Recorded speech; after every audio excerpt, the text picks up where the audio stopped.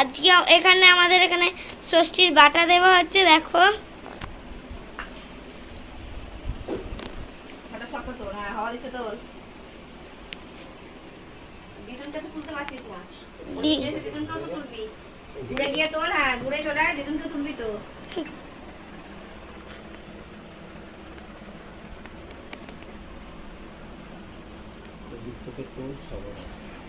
হ্যাঁ